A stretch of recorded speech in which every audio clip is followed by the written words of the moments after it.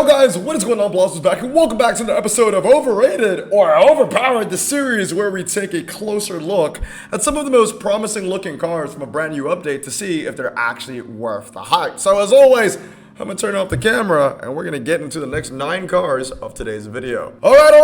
We're gonna start off with a correction. I made a mistake in the last video, the Cadillac El Dorado. I didn't make a mistake. Well, I guess I did. What I did was that I did not talk about a niche, which it kind of flew over my head, to be fair. And a shout out to the people that pointed it out. Some people were nice about it, and some other absolute condom advertisements were not so nice about it. You watched the entire video. I had 9 cars with different times. Every other one was right. Like, honestly, stop being such a condom advertisement, honestly. But anyway, Cadillac El Dorado. So, I did not talk about the front-wheel drive niche. And yes, this thing's actually really good. I don't know why, and I don't know how, but it did genuinely fly over my head. Usually when I think of American cars, I just immediately assume that they are rear-wheel drive dragsters, because basically all of them are. So that's why I compared them directly to American overdrive as well as American dragsters. But when you take a look at front-wheel drive dragsters only, the Cadillac El Dorado is very, very strong. Mainly because it beats the Citroen CX, which has been meta for this niche for a very long time.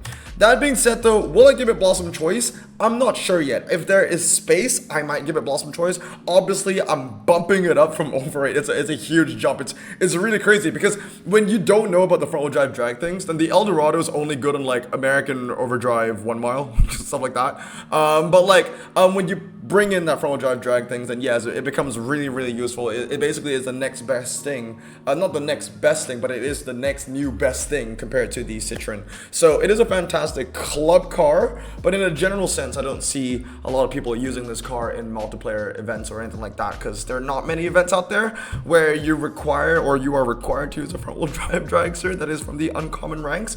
But yeah, I do apologize for looking over that one niche on the El Dorado. All right, now let's go into new cars. The first one is the Chrysler Airflow. This thing is very promising. Medium ground clearance, 4-wheel drive, low 0 to 60.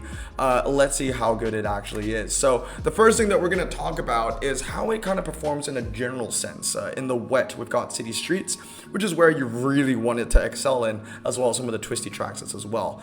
Now, if you look at RQ63s, it's pretty decent. It's the best car for a city street. Small, hairpin, karting, twisty circuit, twisty road, etc., etc. You know, it looks like it's winning a lot of races. But the moment you bring in the Mitsubishi Lancer, both Lancers, the Evolution 2 and the Evolution 7, I believe, then the Airflow just becomes kind of irrelevant.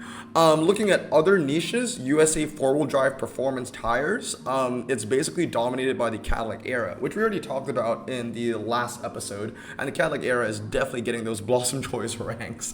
But yeah, the Chrysler Airflow still remains the best in hairpin road, Monaco hairpin, and mountain hairpin with USA 4-wheel drive performance. Now, obviously, people are going to be like, oh, Blossom, this is not fair because the Airflow is medium ground clearance and the era is low ground clearance. Well, if I was just comparing it with medium or high ground clearance cars, then there's, I mean, it wouldn't be, I mean, the only competition it has is the Ford Taurus, that's it.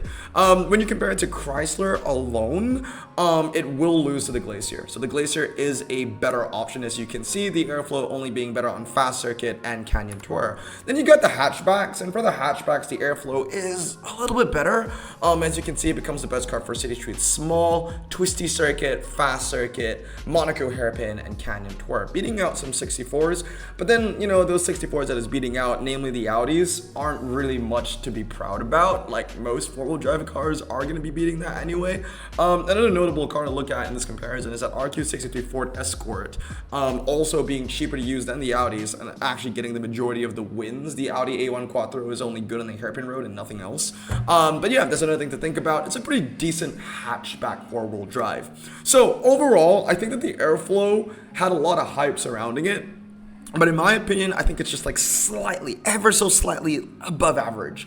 You know, its strengths includes, I wouldn't even say best in, but its strengths include city streets small in the wet, American medium 4-wheel drive performance, emphasis on medium, hatchback 4-wheel drive performance, etc., etc. Now, moving on to the next car is the Cadillac Urban Luxury. The moment I saw this car for the first time when the update dropped, I already knew that the Luxury was going to be something cool, something pretty incredible.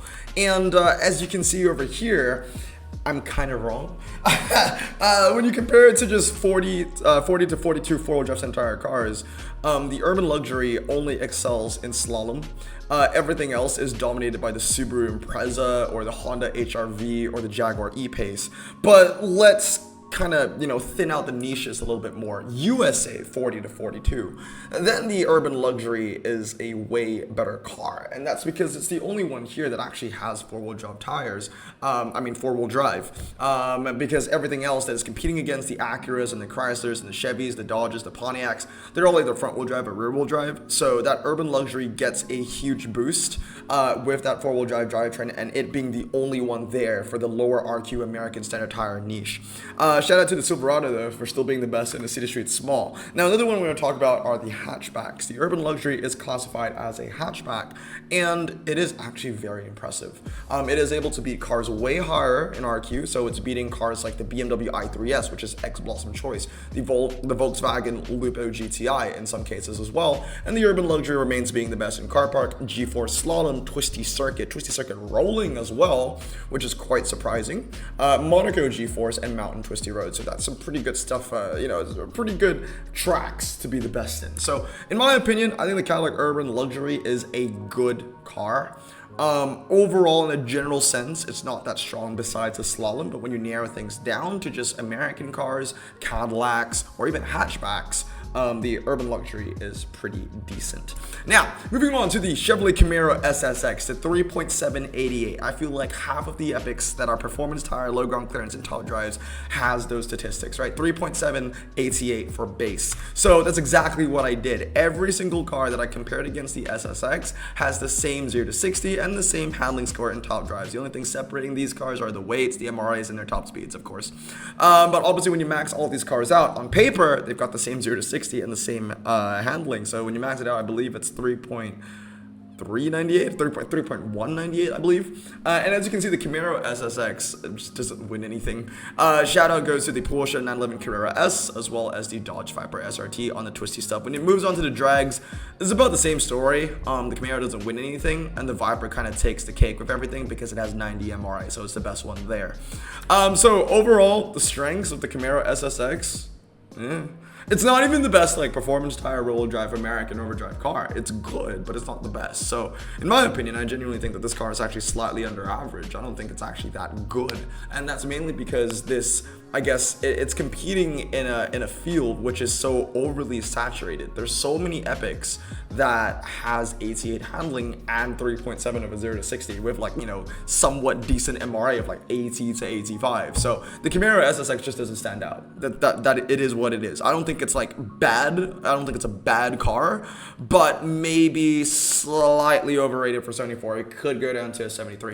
Moving on is the Buick Grand National. Now, I want this car to be good. I'm sure a lot of people want this car to be good because it's so damn cool and it has a fantastic photo. Shout out to Hutch, by the way, for putting such a beautiful photo on this. It's got a really low 0 to 60 as well, so I'm assuming that it's going to be pretty good on city street small, and this time I'm right. So as you can see, compared against other rear-wheel drive medium ground clearance performance tire cars around its RQ neighborhood of RQ 36 to 38, the Grand National is pretty decent in the quarter mile, the city street small, and the hill climb, which is pretty nice because it's actually able to beat some really good cars like the Citroen Visa Lotus, as well as cars higher in RQ like the Porsche 911S and the Ford Mustang GT. When it comes to more twisty stuff, the Citroen Visa Lotus becomes incredibly dominant, and that's why I kind of removed the times. The moment you put the Visa in, it kind of wins everything, but the Grand National does remain being the best at city street small, and if you take away the Citroen Visa Lotus, then it's the best for hairpin road and twisty circuit and canyon tour, where the Visa Lotus would be better on hairpin road and twisty circuit.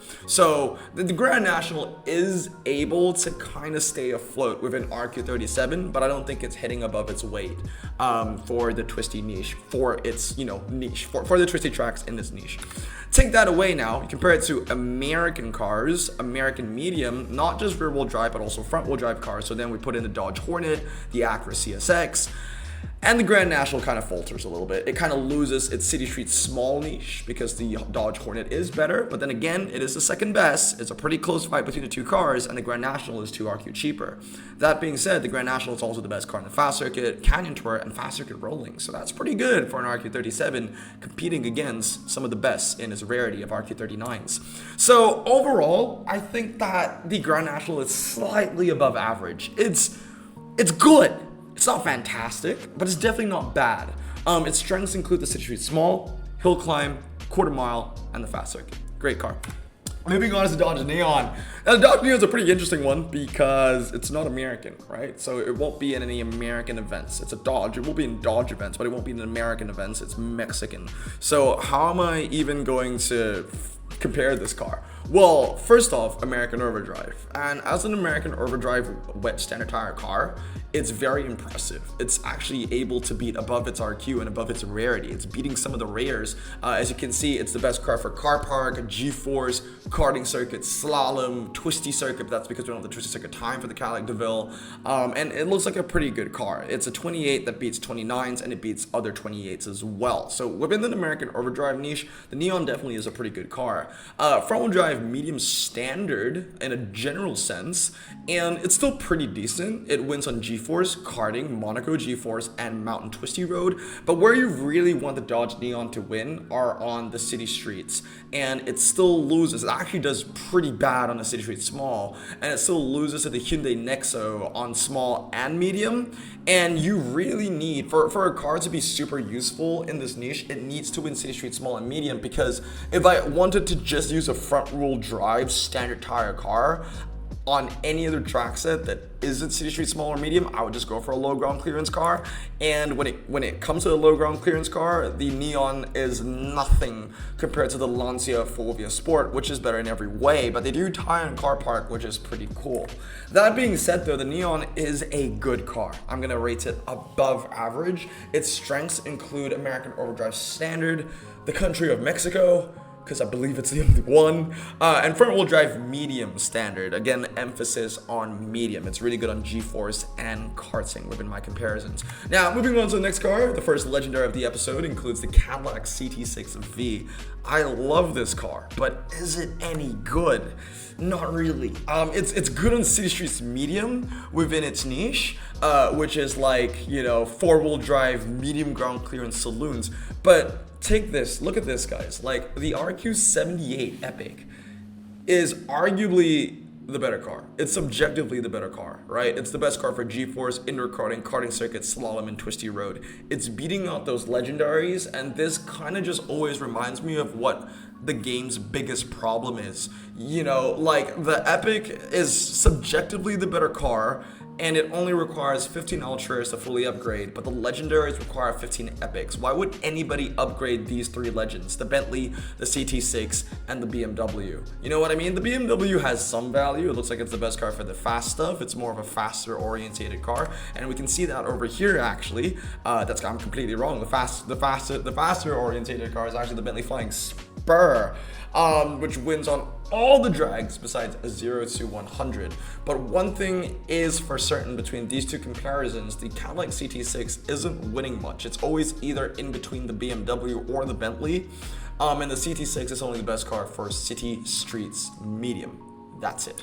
So overall, I think the car is a little bit overrated. I could see it as an RQ80. It would be a fantastic 79, but I could definitely see it as an RQ80 alongside that Bentley Mulsanne. Is it a Mulsanne or is it Flying Spur? Sorry. But yeah, its strengths include, I guess, American four-wheel drive medium ground clearance performance, because it's the only one. And I guess city streets medium for its RQ neighborhood. That's about it. Moving on now, the Chevrolet Cruze touring car. Now this one looks pretty good. It is an American car with front-wheel drive, which is already pretty rare in itself, and it handles really, really well. So yeah, it looks really good compared to other front-wheel drive cars in the game. And this is basically compared to the best of the best, right? The Citroen C-Elise is basically the best that we've gotten, besides the legendary Nissan, of course. The Cruze, I mean, being 3 RQ cheaper, is able to beat the Citroen on indoor karting and karting circuit. Not only that, it also beats the Audi RS3 LMS on the G-force as well as the indoor karting, and they tie on the karting circuit. So the Cruze is pretty damn good. I don't think it's like overrated at all. I think it is a good 71. Maybe could make arguments that it could be a 72. It is a great twisty car. That being said though, in a drag scenario, it becomes the worst. As you can see, it's got some of the worst times there, even losing to the Alpha 156 GTA, which is, yeah, I mean, that's pretty embarrassing, to be honest. It's an RQ69 car that doesn't really get a lot of love. So it's not a dragster, but it's pretty good in the twisty scenarios. Also, in just an American sense, American performance tire or slick tire low ground clearance epics, the Cruze is a fantastic car for twisty scenarios, beating out cars like the Chevrolet Camaro SSX like we saw earlier, the Chevrolet Corvette Grand Sport, and the most impressive thing is the fact that it even beats out the Mustang GTR. So it wins on the car park, G-force, indoor karting, and slalom, which is pretty impressive. I'm not even going to compare it in a drag scenario because the Sidewinder is going to beat it and everything. But overall, it's a solid car. It's a solid car and definitely one that I would love to unpack in the near future. Its strengths include USA 4-wheel drive medium performance.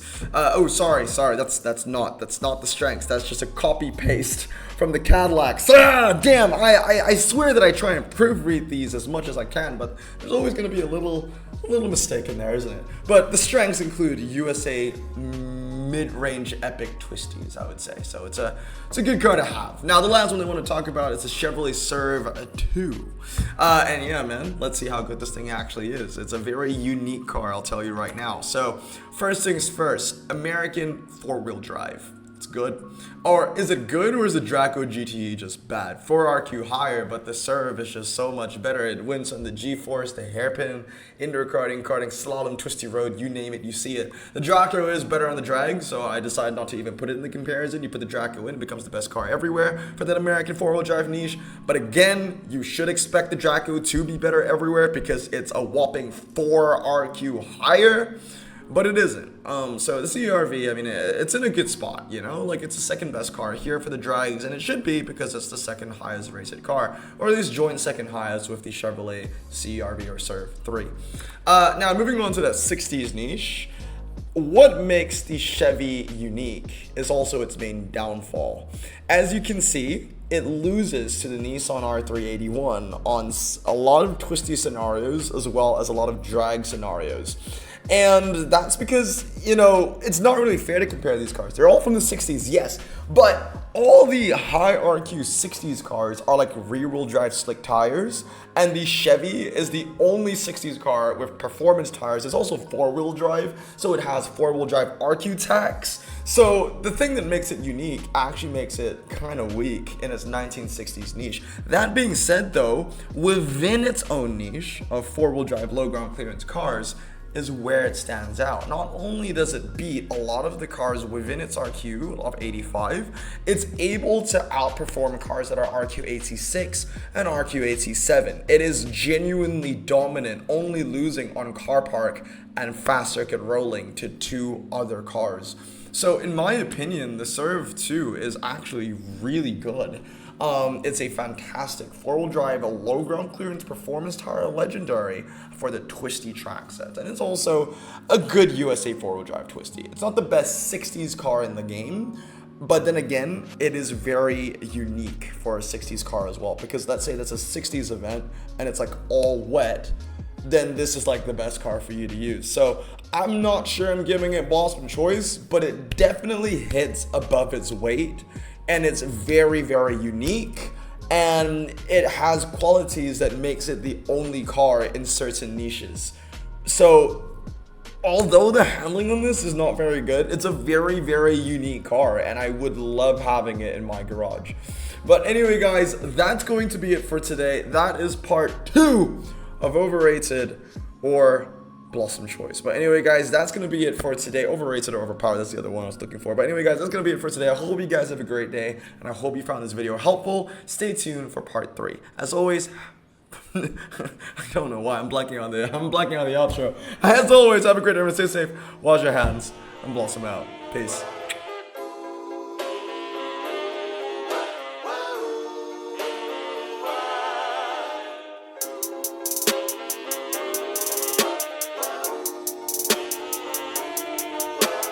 Bro, this song just makes me so happy. Me too. Imagine being Asian in the 50s, looking nifty, leather jacket looking sleek, look like Presley, look so deadly. Got a jukebox back at home, feeling jazzy, turn it on and play it slow, like the movies with the ladies. They so fine. Imagine being Asian in the 50s, looking nifty, leather jacket looking sleek, look like Presley, look so deadly. Got a jukebox back at home, feeling jazzy, turn it on and play it slow, like the movies with the ladies. They so fine. Sit back, relax in my Bonneville Pontiac. Hold tight all night, cruise to Jacksonville.